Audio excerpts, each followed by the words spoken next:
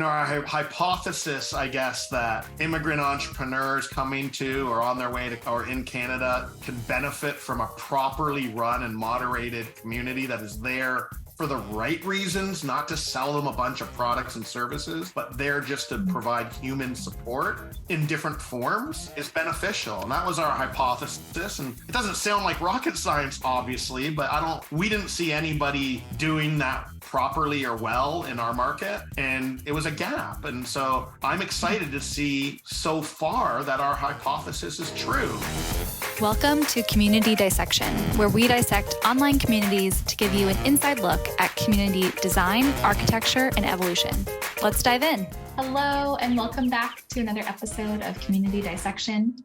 And in this episode, I'm joined by Neil Weitzman, the founder and CEO of PORCH. In this episode, rather than having some community professionals on to dissect the member experience of PORCH community, we are going to dissect the member experience actively with Neil here. And I'm so excited that he's here because he's really going to be able to peel back the layers on some of the evolution of the community. This community did launch more recently, but they've done such an excellent job of iterating from the very beginning and trying different things and testing different methods. So I'm so excited that we get to peel back the layer, not only on what we see, but how it got there. So Neil, thank you for joining us. Thank you. And I'm excited to be here because I'm sure I'm going to learn a ton and walk away with 100 things I can do to make the community even better. So thank you.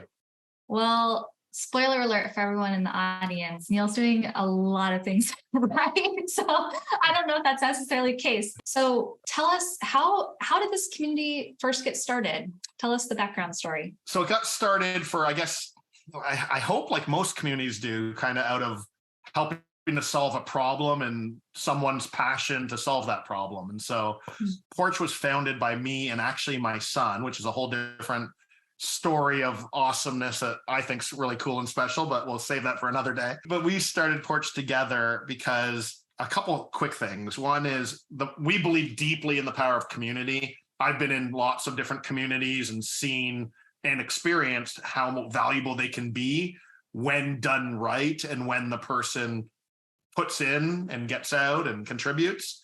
So just really, really deep belief in that. I've done a lot of work in entrepreneurship and immigration and helping immigrant entrepreneurs in different facets of my life and career. And we saw what we thought was a problem, and we validated that by talking to, I don't know how many dozens and dozens and hundreds of immigrant entrepreneurs, and that being that if there was a place, if there was a community properly built, not a marketplace, but a real community for immigrant entrepreneurs, would that help them in all the challenges they have? And the resounding answer was yes. That was our hypothesis. And with a little bit of research, we validated that and we went and built it. And so it's the most exciting thing I've done in my career and hopefully the most impactful. And here we are. So it's really awesome. A lot of fun. I think if there's one thing I picked up on from our phone calls and our messaging back and forth, it's your energy and enthusiasm around what you've built. Seems like you took two areas where you had a lot of deep knowledge and a lot of gifts to share and merged them into the perfect, which I think cannot be underestimated in community. Community requires so much of you. And unless you're really that excited about it, please don't do it. It's always my advice to people. So I'm really glad you did. No, I fully agree. It's always a lot more work than people think it is, for sure. Tell us more about who this community is for. PORCH is, and the marketing salespeople who might listen to this will hopefully appreciate this. We are trying to be very targeted, very specific to support a very specific group of people. Unfortunately, we can't help everybody. I wish that was the case. So we are focused on immigrant entrepreneurs, not all newcomers to Canada or all immigrants, but entrepreneurs. This is a business community focused on newcomers to Canada or immigrants to Canada or on their way to Canada. So for us, we believe the power of community can help you, whether you are sitting in another country beginning your immigration entrepreneurship journey, or you've been in Canada for for example, 10 years as an immigrant entrepreneur, we believe the power of community can help you no matter what journey, no matter where you are in that journey. But it is specific to that journey of an immigrant entrepreneur coming to or already in Canada. That's what our content's built for. That's what our events are built for. Everything is built around those people and them helping each other and the community helping them. I love that delineation too. It probably lends itself to some natural mentorship between people on their way to or not quite arrived and people who are already living in Canada. Interesting. Tell us more about where you host the community, both like as an abstract term and like practically, where does the activity happen? Yeah, awesome. So I guess I'd start by saying we like to, the short answer is Slack, but we like to think of the community as more than just our Slack instance. We actually think it's an error and wrong. That was a mistake I made early on. And I had some great advisors tell me, don't think of that. Everyone's different. And so we think of the different people engage in different ways. Life would be easy if everyone did exactly what I wanted and they all just came into Slack and engaged how we thought was right, but that would be too easy. So everyone sees value in different ways. So we think of our community as the people who join us, and they might never join Slack, even though I would like them to. They engage on LinkedIn, they attend our events, they might email with us, they receive our newsletter. And hopefully they also will join Slack, but not everybody does. Yes, the majority of our members do. That is like our headquarters, our home base. Our daily activity happens in Slack. Pros and cons to that. I'm sure we can all debate and discuss that in many ways. But generally, I love it.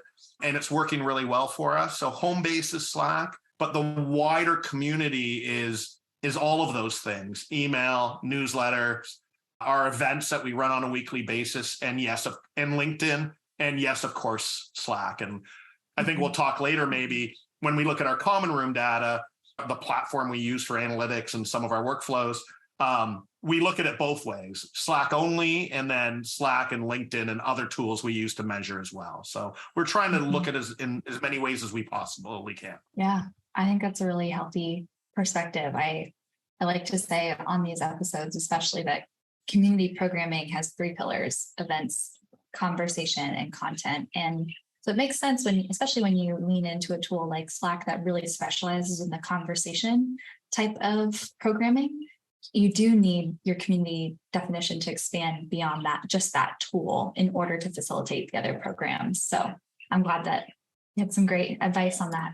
All right, let's talk about how we find the community. So I found the community through our mutual friend, Leslie Greenwood.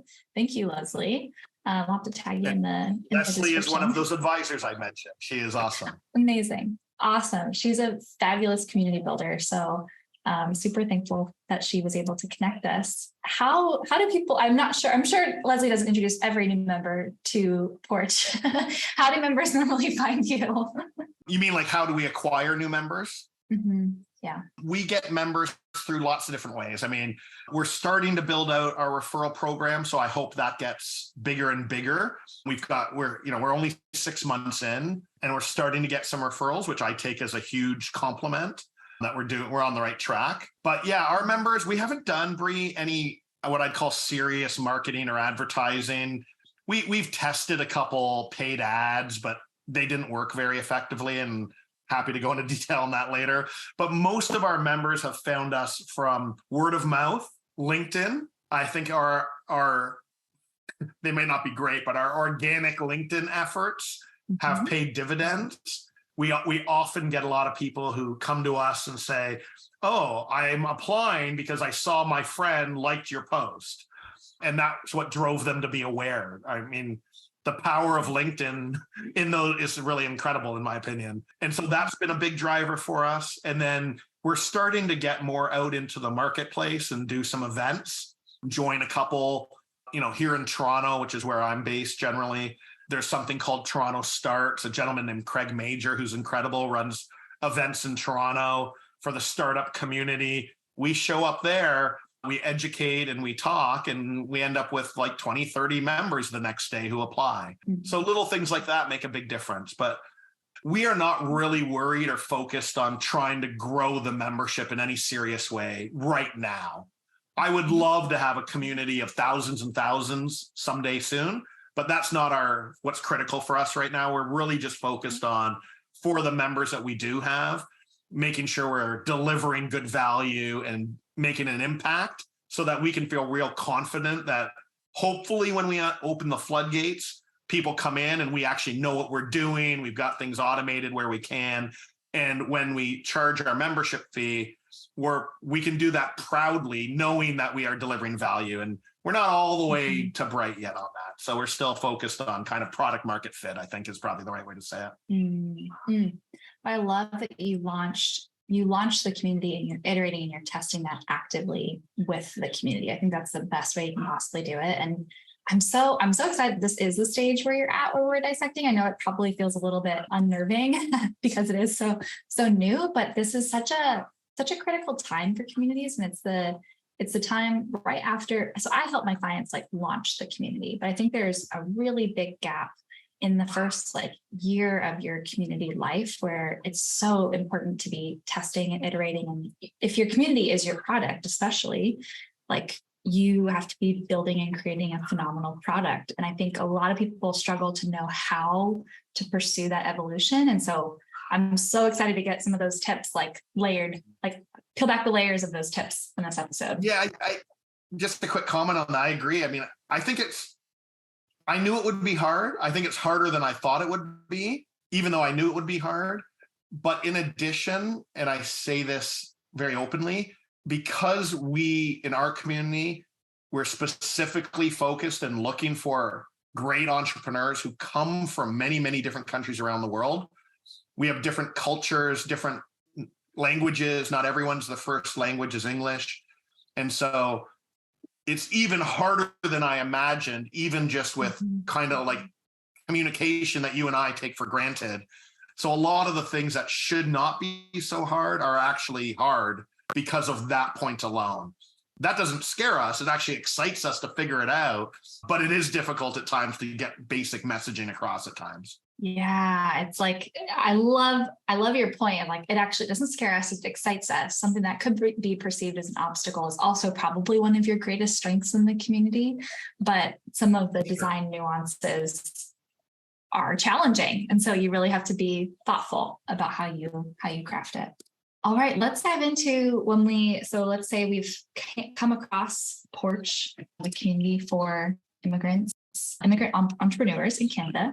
I'm going to share my screen and show everybody what this landing page looks like. And I'm not going to dive too deeply into the landing page experience because I really want to make sure the bulk of this is dissecting the actual community format and design. But really phenomenal landing page, in my opinion, really clear, really succinctly outline what it's for and who it's for. No confusion there.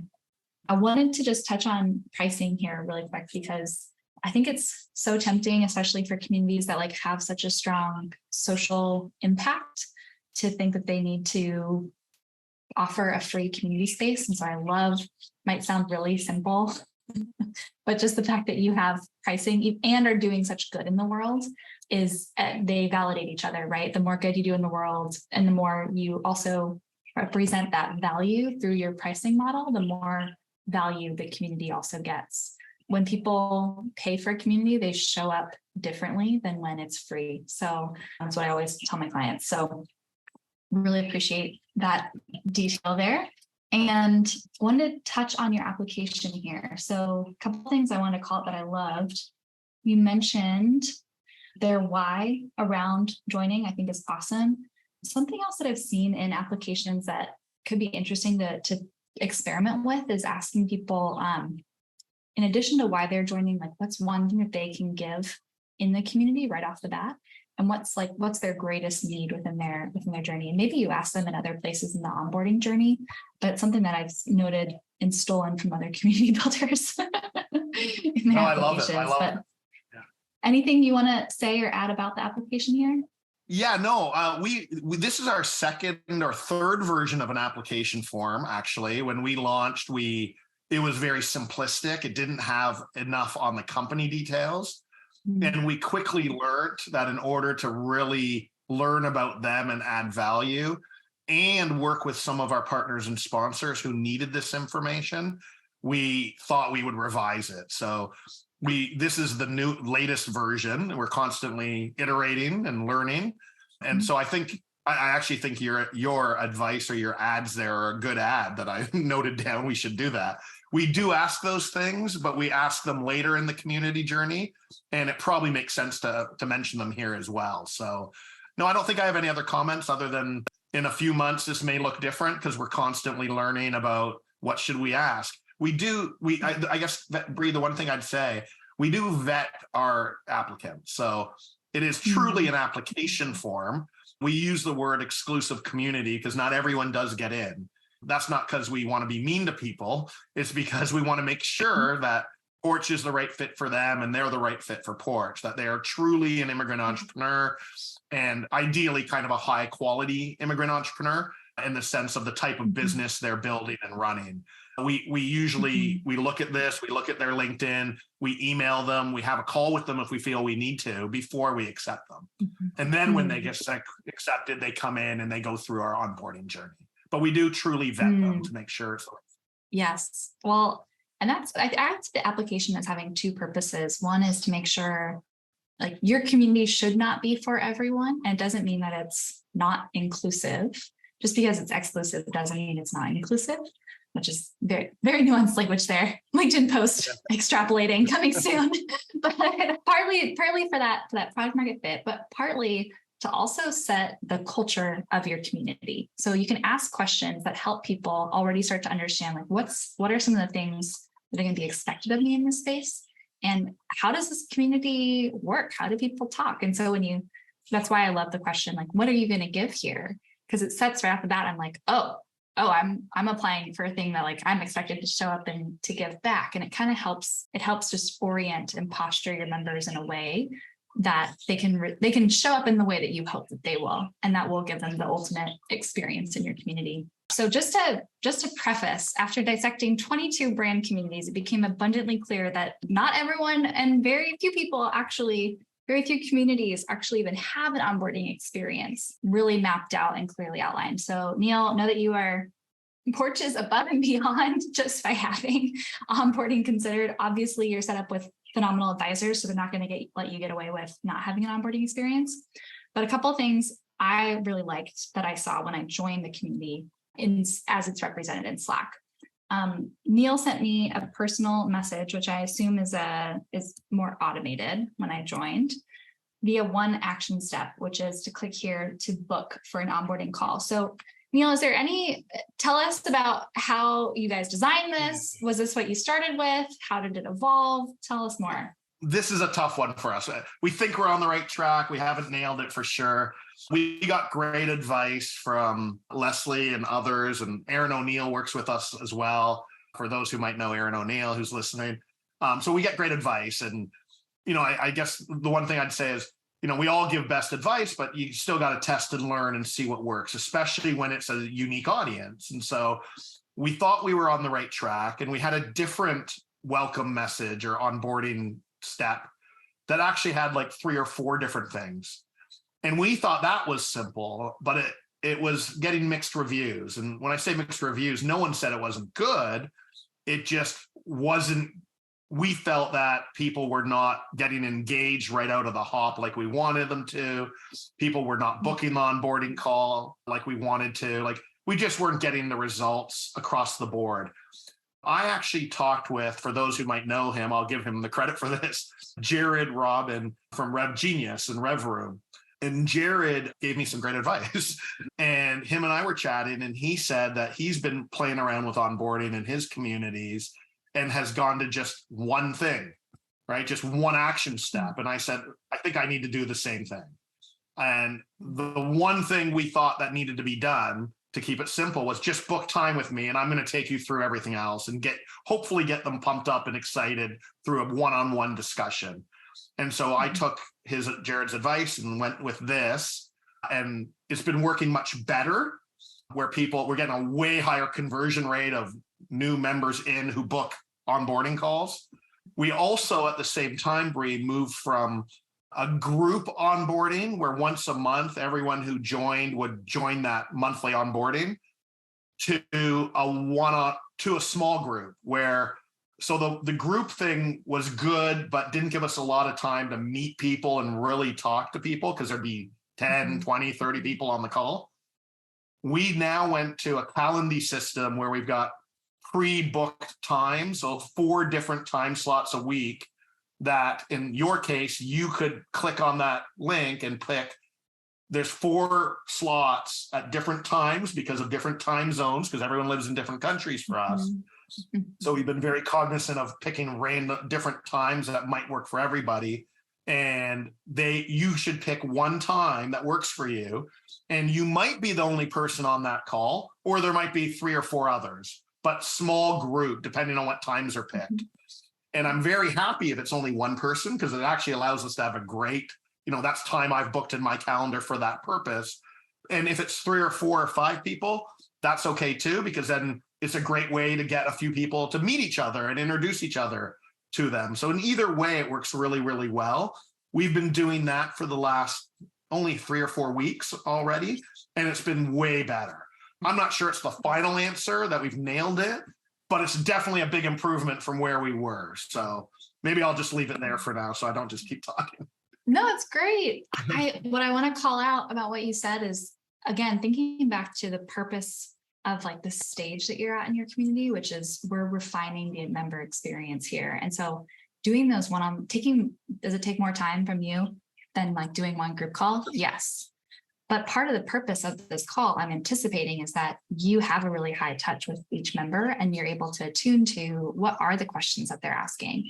Because if they're asking that question, that's not clarified in the community, or it's not intuitive, or, that's where the testing, that's where the experimentation really gets tested, is in those calls. And so eventually when you have thousands of members joining every month, you might move away from this such a dedicated onboarding experience. But for the stage that you're in, that's a really, really smart choice. The other thing I wanted to show about when I first joined that I noticed right off the bat was a whole channel dedicated to using Slack, which I really liked. And it tells me that you're really attuned to your members. And like you said, there's a lot of like potential obstacles and challenges of English not as the first language, or like if this is the first time they're using Slack, like you need a lot of dedicated hand-holding here. And so I appreciate that you guys did that in this channel. I don't know if maybe that pops up other places too, but this is where I noticed it specifically right off the bat.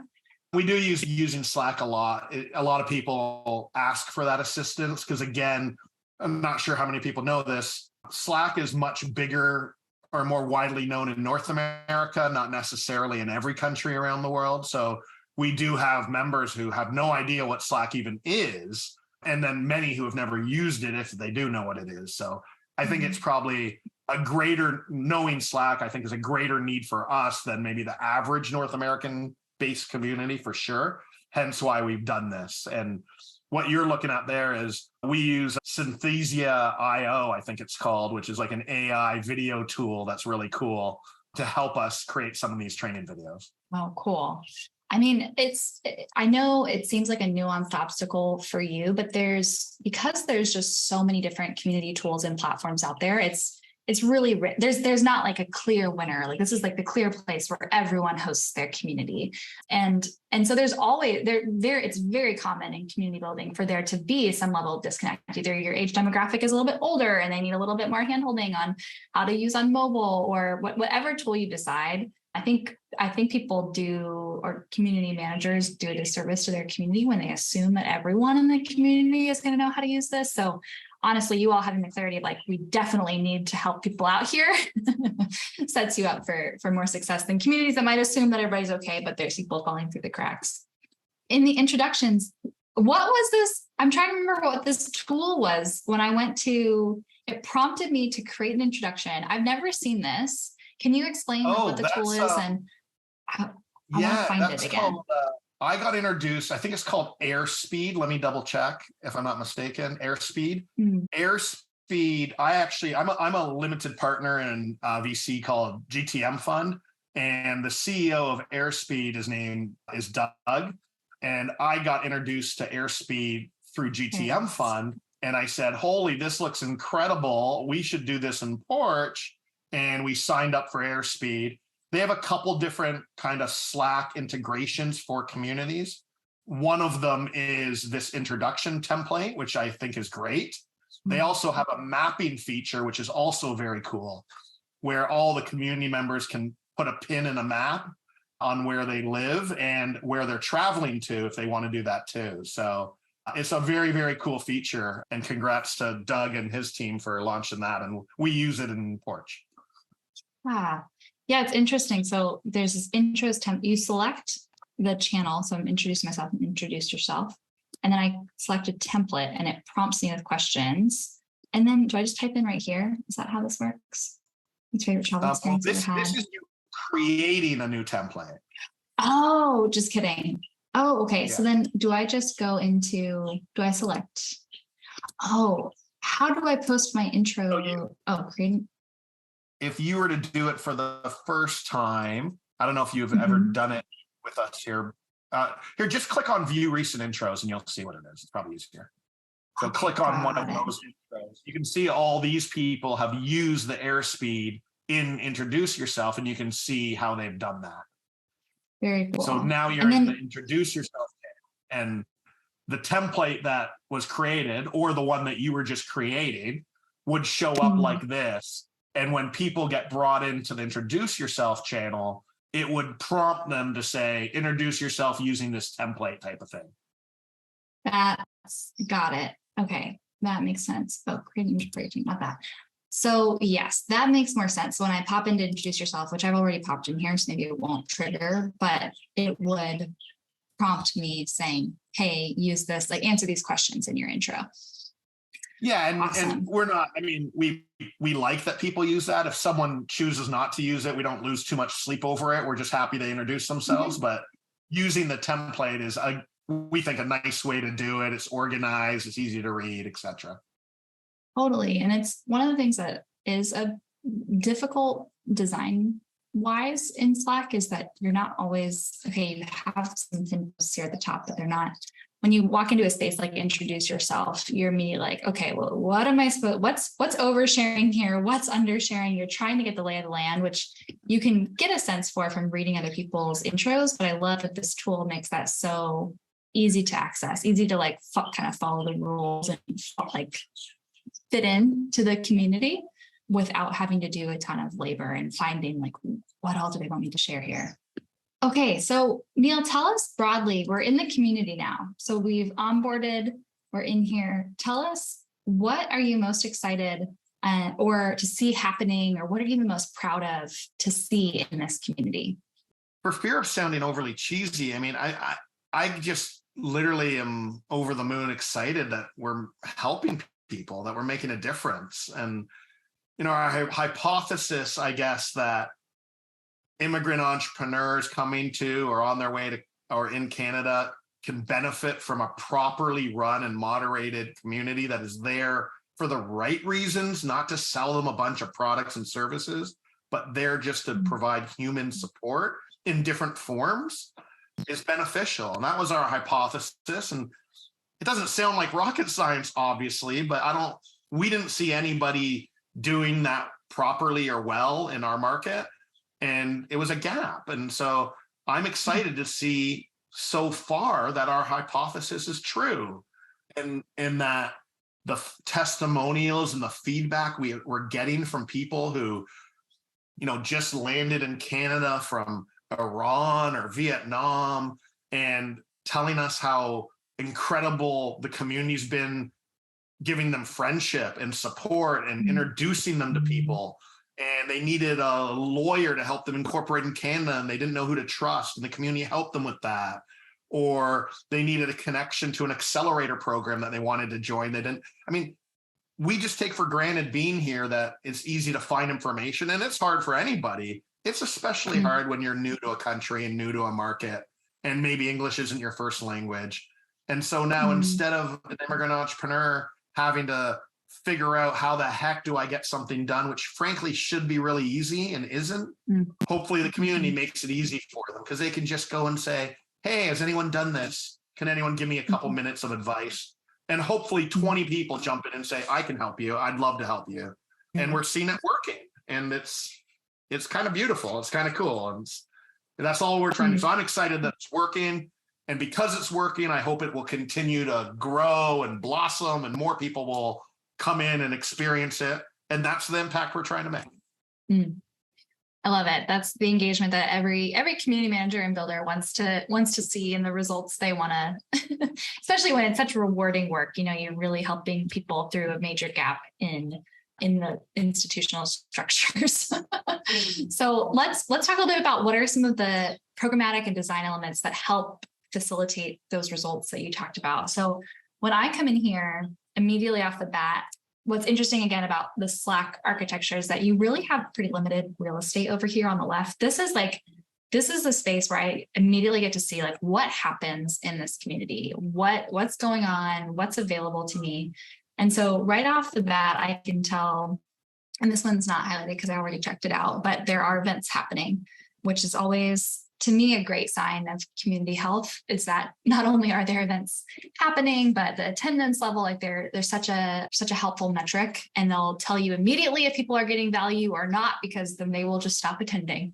So it's always a great sign to me when there's events happening in the community ecosystem. As far as conversation goes, there's a lot around, I see Canada, immigration, I see some more general channels, and then I see some like business entrepreneurship, like broad topics. So to me, and then there's a couple that are like, I see like Canada and immigration, like lifestyle things. Then I see business entrepreneurship. And then I see like some of the community elements. So like, let's celebrate, for example, like now us as a community, we're going to like come together here.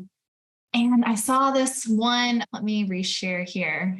One post that I loved. It was so awesome. I'm going to call it out here. So Hunter, who I think is on your team, he was sharing about their art. And I was like, oh my gosh, this is amazing. I love that he was like creating that bridge between what was happening in LinkedIn and using it to generate celebration and conversation in Slack. So it just, to me, like speaks to the overall ecosystem and how you all have that in mind. This isn't happening in a silo, but do you want to say anything about this? I mean, we got a lot of laughs out of this. I mean, Hunter did a great job noticing that one of our PORCH members did a post on LinkedIn. Her name's Motahari. She is an absolutely unbelievable human being. She lives in Iran, which we all know is going through like lots of tough situations for Iranian women. She is an unbelievable human. She's a PORCH member and a PORCH ambassador, and we love her dearly. And she's obviously very talented as an artist, which we never knew. And so she posted that horse on LinkedIn, and Hunter was just having some fun with it, bringing it back into the community. And we got a lot of laughs out of it, and she really appreciated it. I mean, the little things like that, and she feels more supported, and that we noticed, and that other people, we helped raise the profile just by all of us liking and sharing, the power of LinkedIn.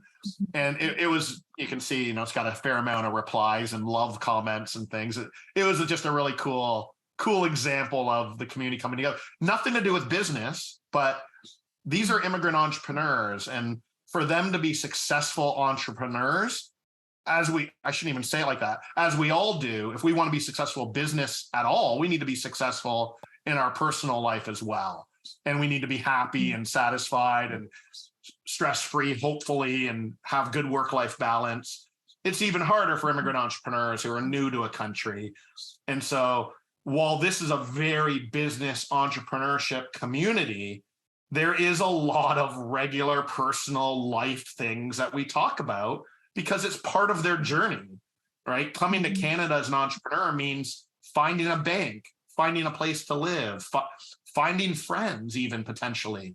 So it's business, but business doesn't mean personal. So we try to do both. My question to you is what three do you think have like the most impact on your members' journey and the transformation that you hope that they will experience in this community? Could you narrow it down to like the kind of the three like most significant or important channels? It's a hard question. Yeah, I'm not happy with our channels right now. I don't know why I'm not happy. I just know that these are not the final answer. We've been trying to find kind of the balance between a small but growing community with too many channels and segmenting conversation too much, while having the right channels that allow it to be topical and searchable and organized. And unfortunately, there's not a magic button for that. Most of our community is posting in what you might expect in the early stages: general business, a lot of immigration. We're trying to have a little bit of fun and food and entertainment because that's a personal one that people like to talk about. And then living in Canada as well. The marketing and sales and team building, I originally, and I still believe they're right to have them. They're very large topics, but a lot of our community is still posting like a sales question in general business. And I don't necessarily think that's a bad thing. I think we're going to leave it be for a little while here still, and then probably do a bit of an analysis and assess how we can improve, because nothing's wrong with what we're doing. I just think there's a better way to make it work. I don't very open advice, but we don't have the perfect answer yet. I think people are still learning on how to use the community properly. So while they're learning, I think I've built it, or Hunter and I have built it for what it should be when it's kind of mature. And I'm not sure that's yet. So I think maybe we need to evolve a little bit.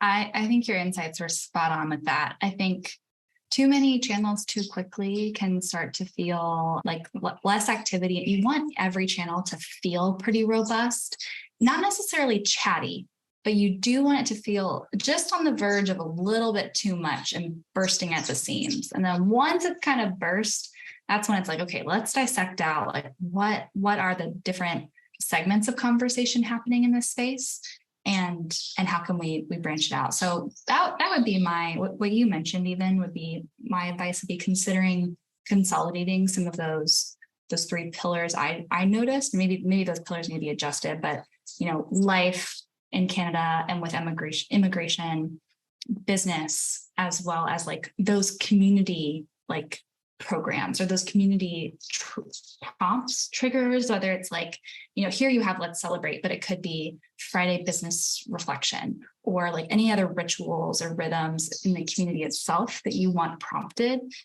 right off the bat from the real estate here. All right. And this episode has so much jam-packed good information in it that we actually had to extend to a second episode. So scene change. I changed outfits. I probably have the same shirt on. I don't remember. Dang, we could have fooled them. I should have put my old shirt back on. I probably had sweat stains from like how excited I was on the first part of this episode. Too much information.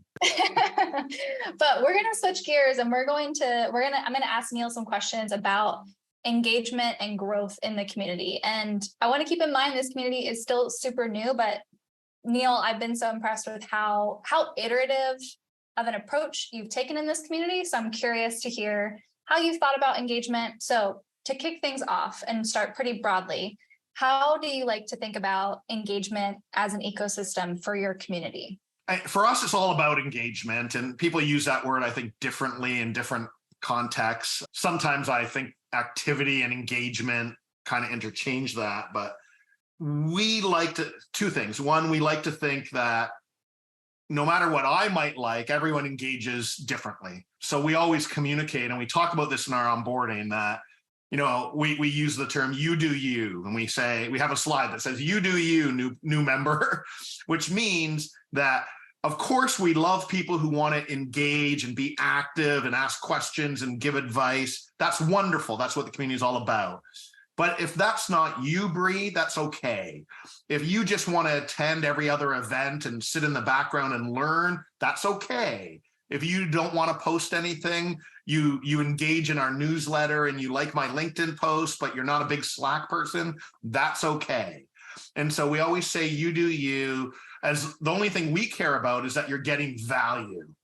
So we say the minute that the way that you're engaging isn't valuable to you, then we should talk and we'd like feedback. But whatever you want to do, the way you want to engage is the only thing that matters is if that's valuable for you and you're learning and you're improving and Porch is helping you. So we talk like that. I haven't done a good job maybe iterating that into a couple of quick sentences because it's hard to explain. But that's kind of our premise and how we talk about engagement. That said, we do look at engagement metrics. So we're always looking at these metrics to say like what percentage of our membership is actually engaging and taking actions that can be tracked. We take it with a grain of salt because not everything's trackable. Again, we don't have a good system today to say, did the person who's never been on Slack with us attend an event and sit in the background? And by the way, their name on the background was iPhone because they never changed it to their real name. So we didn't even know it was that person. By the way, that happens a lot in our global community where not everyone uses technology the same way that you and I do. So some things aren't trackable. So we do think our data is a little understated because of those reasons, but that's how we look at it. It's fantastic. I mean, you're dipping into some of the classic tensions that we feel in community, both with metrics and in engagement and how to define it and how big of a container do we define for this community space. And I think you've struck a really good balance between creating a well-defined container of what it means to be in this community, but the ways that you participate or the activity level can fluctuate greatly, which I think is a phenomenal posture to have in a very complex ecosystem such as community. And I know, so you touched on metrics, and I know you use Common Room. Is there anything that you'd be willing to kind of show us about what your metrics look like in Common Room or what you're tracking there? Yeah, I mean, if you'd like, I can share my screen if that's what you'd like me to do and just show a couple numbers or show you what we look at. Couple things, and you could point me wherever you'd like me to talk about it, Bri, but to kick it off, we think of our community as more than just Slack for the reasons I just said. We actually have a lot of people who have given us incredible feedback about the value for Porch, but they've never been on Slack. Sometimes it's their choice and sometimes they can't because in certain countries around the world, they can't even access it.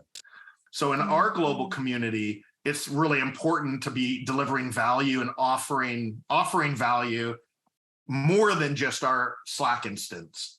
Other communities might use other platforms, but they might have similar challenges. I think it's important that we look at it more than just Slack. We, of course, can look at Slack data only, but in this view here, we're looking at what Common Room tracks for us. And by the way, we use the free version of Common Room, given the size of our community right now. We might one day go bigger or use a different platform. Bri, I think I lost you. I'm not sure if you're still with me. I am here. I just turned off my video for the connection purposes, but I'm tracking with you. No, it's okay. I just wasn't sure. I wasn't sure I should just keep talking. So we're looking here in this view with Slack and LinkedIn. We actually do quite a bit on LinkedIn in our community. We have a lot of our members posting learnings and about Porch and engaging with Porch content.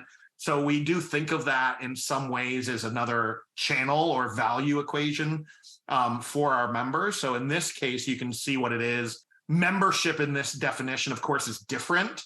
Every single person that likes a Porch post isn't obviously a member of our community. So this is a little different in how we're looking at it here.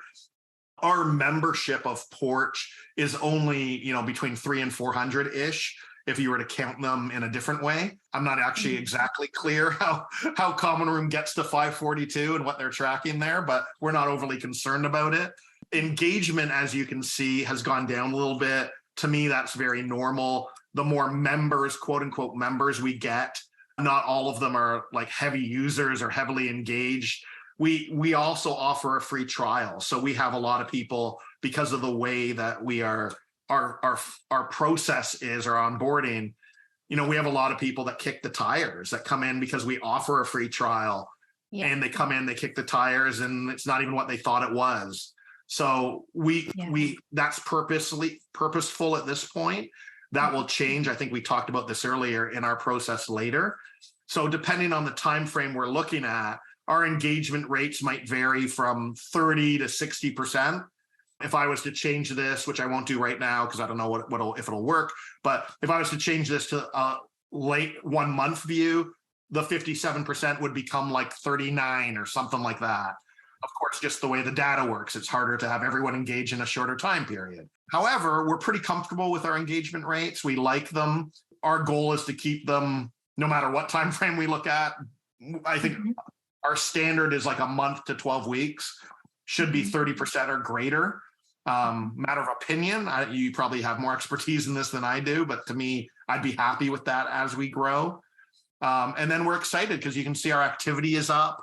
That means the people that are coming in are posting more and more. We've excluded myself and my co-founder Hunter from here in this view. Sometimes we look at it with us in it too, because we are part of the community. So depending what we're looking at, we would exclude ourselves or include ourselves in the data. You see our most active member here is actually someone who's been helping us out. So we expect that. Erin is helping us out at PORCH. So she's involved similar to what me and Hunter are doing in some ways. So, she's active because she is doing that. But we can look at lots of different things. We can see our membership here, how it's going up by different numbers, our engagement rate, how it changes. I think this is a weekly trend chart. So it depends on the week. The latest week is really low because we're only partway through the week. So again, it varies greatly, but we keep an eye on these things. But to be honest, we don't pay too much attention and take them too seriously. And I don't mean they're not important, but at our stage, 6 months in, we are passionately, almost aggressively focused on feedback and testimonials and creating raving fans and getting people to be evangelists more than we care about the data. I think that'll change one day as we get bigger. I shouldn't say that. That will never change in how much we care about raving fans, but I think we'll put more stock in the data as we get bigger and as we get more mature. Right now, it's just, I think we're learning from the data more than we're worried about, is it good or bad, just based on our stage. But jump in there because I think you've done this a lot more than me. So maybe tell me what I should be doing. No, so many good nuggets. You are completely on the right path. So data is really helpful to compare against yourself. And so you're exactly right in that you can kill a community so quickly and easily by condemning it to the metrics in its first year. I think I actually advocate for not setting any like hefty goals or metric-based goals in your first year of community building, because you're still just getting your sample size of, well, where can we line ourselves up and what does growth look like? Because you really want to be competing against yourself and what you did in the past. What I really loved about the first part of this dashboard was how it started with pretty broad, all the way at the top, that first set of metrics where it kind of showed you, yeah, okay, awesome. So total membership, total engagement rate, these things are you're taking into account definitely your community, but you're also kind of looping in some of your audience here with LinkedIn. So people who might not necessarily have like opted in as part of your community. So what I would be really stoked about and what you guys should be super proud of is that total active members going up and the total activity going up, because that's really getting it seems, I'm curious how they define that, but that's going to get even more specific about your member experience. And I'm curious how they define active member, but that sounds great to me to see the total number of active members going up. I'm actually a little scared to find out how they define it because I like it and I don't want to change my mind. Let's just keep the garage. The other thing that I really like here, and I'm curious of your point of view, Bri, is where did it go? Responsiveness. I feel like that's really important. Yeah. For me, it's like if someone is sharing and bold enough to ask a question or puts themselves out there, I think the worst thing is to hear crickets. And so I want to make sure that somebody is saying thank you or good post or here's an answer or here's some advice or just some kind of acknowledgement of support. And so this is something that, again, Hunter, my co-founder, and I are really proud of. Again, I don't know what good looks like. If maybe the best communities in the world are 99%, I should be embarrassed. I don't know, but it feels like it's a pretty good number. And again, to your point, we're just comparing to ourselves at the moment. But I love the response rate. And I also love the response time, more importantly. So we have a 1 hour to medium response time, which, if I'm understanding correctly, is somebody is acknowledging or posting, whether it's me or someone else. Sorry, I'm not even in this data based on how we pulled it. Yeah. So somebody else in the community is responding within an hour on average-ish. So I think that sounds great to me. I'd like it to be even less, frankly. Part of our issue with that is why it's an hour and not 20 minutes is we have a very global community. So if we have someone in China, Iran, wherever doing a post, a lot of people aren't in the same country, and therefore it might be the next morning before anyone, responds. So it would be cool to look at this data regionally if we could as well. But yeah, I was going to say this was another one that really stuck out to me, both because of the nature of your global community. I think 1 hour response time is like incredible for even like a local community that's online, let alone one that spans so many different time zones. And that it doesn't include any of the data from you or your co-founder, people who are like managing the community. I think this is a super healthy metric. And, it might fluctuate, it might change, especially the one thing I wanted to note too is like, we're going into the summer months here in the Northern Hemisphere. Maybe these are perks of focusing on both Northern and Southern Hemisphere for your community. You can like balance the different seasons. But in the Northern Hemisphere, at least, things really do tend to slow down in the summertime. People are offline, they're taking vacation. So it's super normal to see that engagement kind of slow down a little bit. But this metric looks super healthy, and I think you guys should be really, really proud. Thank you. And I do love, I'm not an expert in Common Room. We're using the free version here. If anyone from Common Room is listening to this ever, then this is not a tool we can afford to use in our next stage. It is very expensive, and we're not the type of community that would probably ever be able to afford that, which is a shame because I love it. And I wish they had a pricing option that made sense for small communities that aren't all about profit and trying to make a ton of money. Mm-hmm. And I don't think they do. That said, this free version is pretty damn good. Like we're able to do quite a bit, and it's helping us in a lot of ways.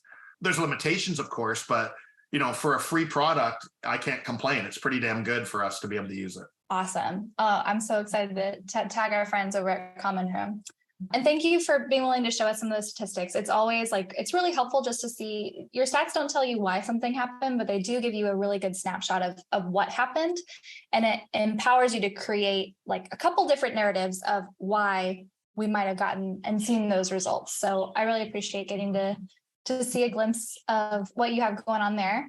And I noticed this in one of the tags, it had a tag for ambassador. Can you tell us more about like that program? So we work with, I think we mentioned at the beginning of this session, Leslie Greenwood, who's a friend and a wonderful community expert. And we get advice from lots of people, but she is one of the main ones that gives us a hand for sure. And so over time with her, she's educated us about, again, creating raving fans and people who really exhibit that and become evangelists on their own because of the value we're delivering. How do we hold them up more? How do we help them? How do we profile them? And how do we leverage their fandom for what we're doing? And so I don't think we didn't create this idea, of course, but we did leverage it, is the idea of like an ambassador program. We used to call it PORCH Champions, but we morphed it into a better PORCH Ambassadors program. We've relaunched it. We have about 13 or 14 PORCH Ambassadors who are some of our most passionate, active, incredible human beings who really have told us how much PORCH means to them.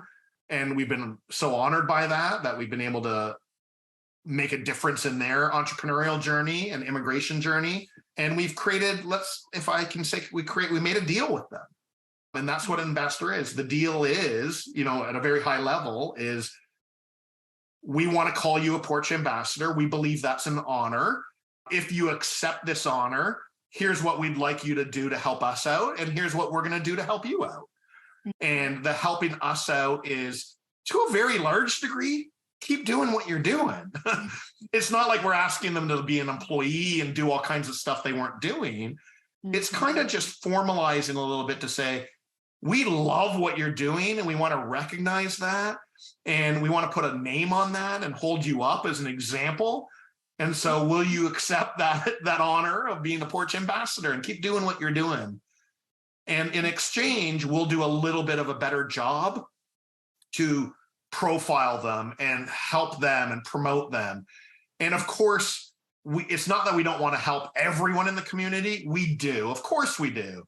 But of course, as we grow the community, there's going to be many, many, hopefully thousands and thousands of them. And we will just, of course, in my own power, try to be a little more love in the world of the ambassadors, because they're helping us in many ways. So if I can do them a favor, if we can profile them, we're going to start putting out Porch ambassador profiles and, on LinkedIn, and telling the world about how wonderful they are. So I know they're not huge things, but they do make a big difference for people, especially people who are from another country who want to make a name for themselves in the company in Canada. For us to be able to support and help push that out for them is, I think, very appreciated by them. So we've launched it. It's going well. We're learning, what's working, what's not, and they're giving us feedback. We also use them as kind of our feedback room. So if we have an idea, we always go to them and say, hey, what do you guys think of this? Is this a good idea? Or what's ideas you have? So we use them in lots of different ways. We just recently relaunched it, so more to come on that. But we're really excited and we're getting great feedback on it. So far, so good. So many people, when they set up their community, they're like, okay, set it and forget it. We need a bigger sample size. We need a bigger sample size. We don't know if it's working or if it's not working. I love that you all, even right off the bat, you're like, we tested it with champions. We're going to rename it. We're going to relaunch it. We're going to try it with a little bit of a different spin. The more you can do that in your community, the better, because you're just going to be constantly iterating and improving on those programs. Sometimes you might let go of something that was actually working pretty well and you have to go back, but that's the nature of community and the ever evolving beast that it is. Yeah, go ahead. I was just saying one quick thing, Bri, on the ambassadors. It's probably worth noting is, and I won't mention any names at all, but there's actually a couple people who were in our Porch champions that we did not invite back into Porch ambassadors. We treat this as an honor and a responsibility, and it's completely voluntary. This is not a job. If someone doesn't want to be an ambassador, they don't need to be. They can be a Porch member, a regular member, and that is incredible, and we love that and we appreciate that. The ambassador is something different. It's like, if you choose to accept this mission, here's what we need to do. If you don't want to accept the mission, that's fine. Don't accept the mission. So we had a couple people who were being Porch champions who weren't kind of holding up their end of the agreement. And so we chatted with them and we said, hey, if you're ready and you want to be an ambassador later, by all means, let's talk when you have time or when you want to do that, please enjoy the community and see value. But we were really, really disciplined on who is really an ambassador and who isn't. So that was a learning for us. And we're still struggling with that because we don't want to be mean, if you will, but we struggled with it, but. Those titles are actually so impactful. It seems like you mentioned the identity piece, but that is so important. And from leading an ambassador community, I've found that being stripped of a title or I was an ambassador, but now I'm not, can be a really complex, tough social situation in the community to manage. One tactic or method you might consider to help with that is within the ambassador program, setting up a time limit for how long they are considered an ambassador. And if upon the termination of that term, they have still met X, Y, and Z standards, they'll be renominated as an ambassador and they can re-opt into it. Because then it just comes to a natural ending. If you kind of keep people indefinitely, if you have any standard of expectation on an ongoing basis, having a time constraint to that title will help. It's still a painful experience to go from being an ambassador to not, which is why sometimes it's helpful to layer over titles or an identity that someone can attain just once they hit a milestone. So it's once you hit this milestone, you're considered an all-star Porch member or whatever title, insert title. Because that way they know I'm always that because I hit that milestone. So I'll always be considered that. And then differentiating that from roles that might change over time. You might be an ambassador today, you might be a leader tomorrow, you might be a champion the next day. It depends on the season that you're in and that your business is in. But I totally understand the tension that you've probably experienced with that. That's a good idea. I like the idea about the getting something for just length of time or whatever that measuring stick is. I like that idea a lot. Yeah, internally, we referred to it as kind of the difference between a title and a status. So a title, you can never have a title taken away from you, but a status is going to change. And we really tried to incorporate that into a really positive messaging about that. So it's not a shameful thing for someone to change their status or where they're at and their role in the community. But for those who are absolutely crushing it, we want to be known for celebrating those people so well. And so I think that sounds exactly like what you guys are doing with ambassadors, and the nerdy ambassador side of me wants to dig in way more into that program, but I'm gonna restrain comment if you want us to dig in with a follow-up into the ambassador program. But Neil, is there anything else exciting that's been happening in the community that you want to share about on this episode? I mean, gosh, I love our community. I love what we're doing, so I could talk forever. But I guess the last thing I would say, unless you have more questions, is we're a global community, so we don't have people, and we're small. I mean, one day I think we're gonna get bigger. Again, not our focus right now, but because we're all over the world, there's not a lot of people in one geography. So it's harder to do live events, right? A lot of communities are localized, and it's the Toronto tech community or whatever, the Dallas entrepreneurs or, so they can do live events because it's they're all there. It's what it's based on. Much, much, much harder for us. Doesn't make sense for us in many cases. That said, as we get enough people in a given geography, we are excited for the opportunity to get some of them together, even if they're in small groups of 20 or 30 or 50, whatever that looks like in a given city around the world. And we're starting to see that in certain areas. Toronto, for example, just happened to have, a good chunk of people, and we held our first live event last week. We did kind of an exclusive dinner. It wasn't an open to everybody. It was just kind of a thank you dinner. It was a thank you to a lot of our initial members, some of our key partners, some of our ambassadors. So there's about 20, 23 different people that we were just over the moon excited to buy dinner for. And we funded the dinner as part of kind of just saying thank you. And it was honestly just beautiful time. It was so nice to meet everyone and hug each other and say thank you. And it was awesome. It was absolutely awesome. One of the best nights of my life, not to be overly dramatic, but it was very, very cool. And just to hear, we didn't ask them to do this, but they kind of all stood up and we said, introduce yourself. But while they did that, they talked about what PORCH meant to them. And it was very, very cool. So we were honored, and it was an awesome event, and we hope to do more of them. We're thinking our next one is going to be a potluck. So my co-founder Hunter said we should do a potluck, given our community and the beautiful nature of that they're all from different countries. It would be the most amazing potluck ever, probably. So we're thinking we might try to figure that out. Yes, you've got to tap into that. You got to tap into all the local food access. What a tremendous example of combining the online experience with in-person. I think at the end of the day, there's nothing that can replace that in-person connection. And so I'm really glad that you all are leaning into that so early on. And doesn't that just fill your bucket for the next, you're I can handle hundreds of angry emails now for the next year. I don't even care. I know that what I'm doing is so special.